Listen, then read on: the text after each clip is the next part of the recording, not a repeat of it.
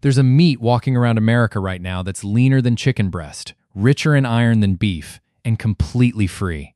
Nobody has to raise it, feed it, or pay for land to keep it alive. There's so much of it that it wrecks farms, guts entire forests, and turns highways into a genuine hazard every fall.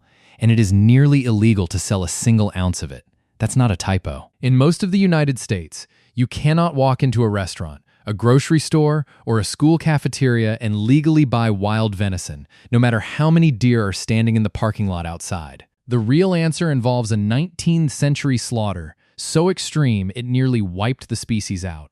A conservation law so effective it overcorrected by millions of animals, an incurable brain disease spreading through the herd, and a funding system that quietly benefits from keeping deer numbers high.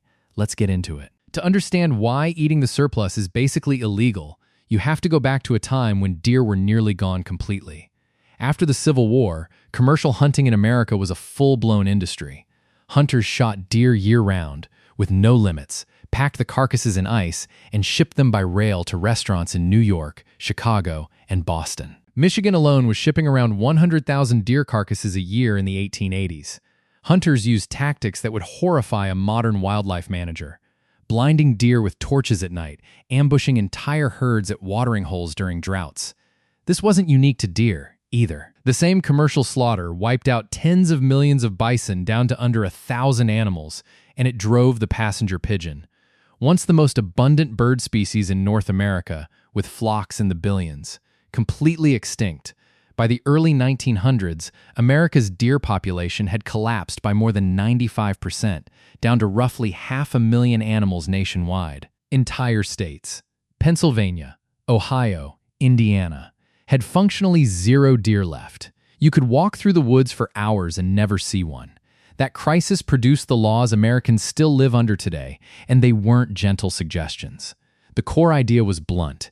If you allow commercial trade in wild meat, hunters will always overharvest for profit, and the species disappears. So the fix was to make commercial sale of wild game essentially illegal, permanently. The Lacey Act of 1900 made it a federal crime to ship illegally killed wildlife across state lines, which crushed the market hunting economy almost overnight. Then in 1937, the Pittman-Robertson Act placed an excise tax on every gun, bullet, and bow sold in the country, and funneled that money, over $14 billion since it started, directly into state wildlife agencies for habitat restoration and species recovery. States used that money to physically relocate deer from the few places they still survived into places they'd vanished from entirely, trapping them in Virginia and trucking them to Missouri, shipping them by rail from Wisconsin to Illinois.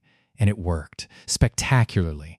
By the 1970s, deer had recolonized every state in their historical range. By the 1990s, the recovery hadn't just hit the original targets. It had blown past them by an entire order of magnitude.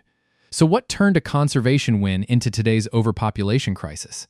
A few things stacked on top of each other. First, the predators that used to keep deer numbers in check were essentially wiped out separately. Wolves gone from the eastern two-thirds of the country by the 1930s. The eastern cougar declared extinct in 2011. Without them, nothing above deer on the food chain was really limiting their numbers anymore. Second, and this part's almost funny, suburban sprawl turned out to be perfect deer habitat.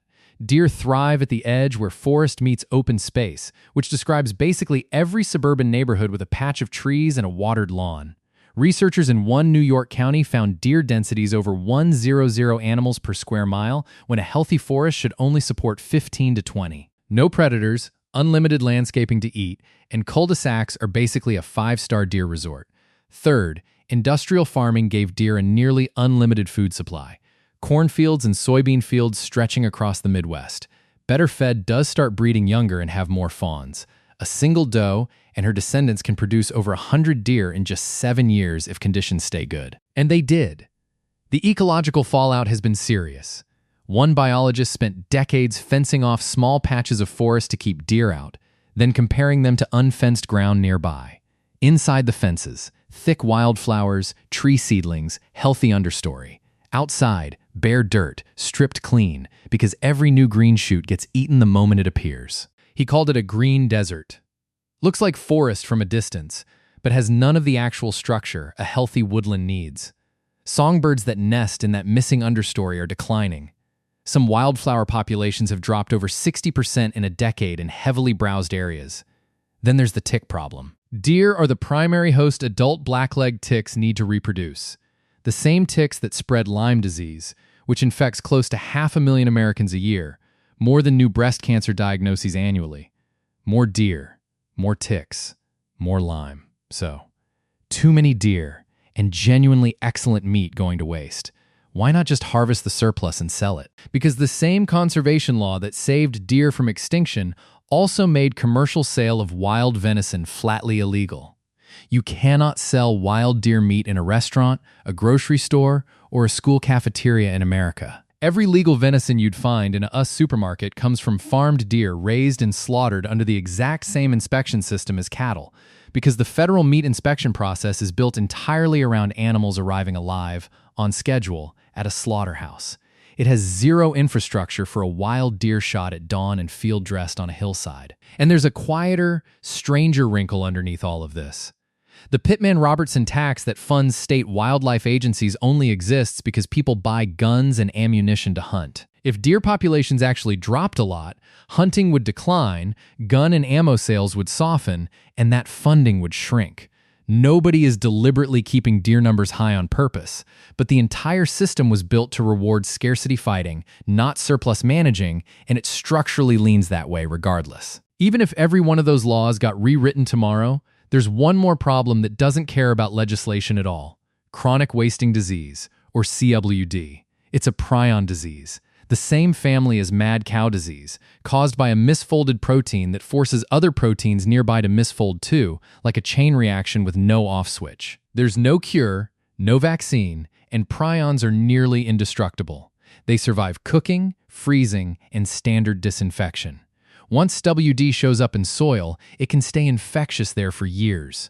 First identified in a research facility in Colorado in the 1960s, it's now confirmed in wild deer across more than 30 US states, and in some management areas, over half of adult bucks test positive. No state has ever successfully eliminated it once it takes hold. Now here's the part that stings a little. New Zealand faced almost this exact same deer overpopulation problem after settlers introduced European red deer in the 1850s. Their solution eventually became a commercial farmed venison industry worth over $250 million a year in exports, selling to Michelin-starred restaurants across Europe. The key difference? New Zealand's deer herds have never had a single case of chronic wasting disease. Their entire commercial model was only possible because their animals are prion-free. The US, with WDRG already spreading through dozens of states and sitting in the soil itself, can't simply copy that model, even if it wanted to. Add in a cultural shift. Venison got associated with rural poverty and gamey, taste that mostly comes down to bad field handling, not the meat itself. Plus the fact that the worst overpopulation is often in suburbs where you legally and physically can't fire a rifle, and you get the full picture. Meanwhile, hunting participation itself has been quietly shrinking for 40 years, even as the total population keeps growing, meaning the one traditional check on deer numbers is getting weaker exactly when the problem is getting worse, so the deer aren't going anywhere. They're browsing a suburban garden in New Jersey right now, standing frozen in a driver's headlights in rural Pennsylvania, and carrying a disease that current law and current biology genuinely cannot fix, all while millions of pounds of lean, healthy meat sit just out of legal reach for almost everyone who isn't the one holding the rifle.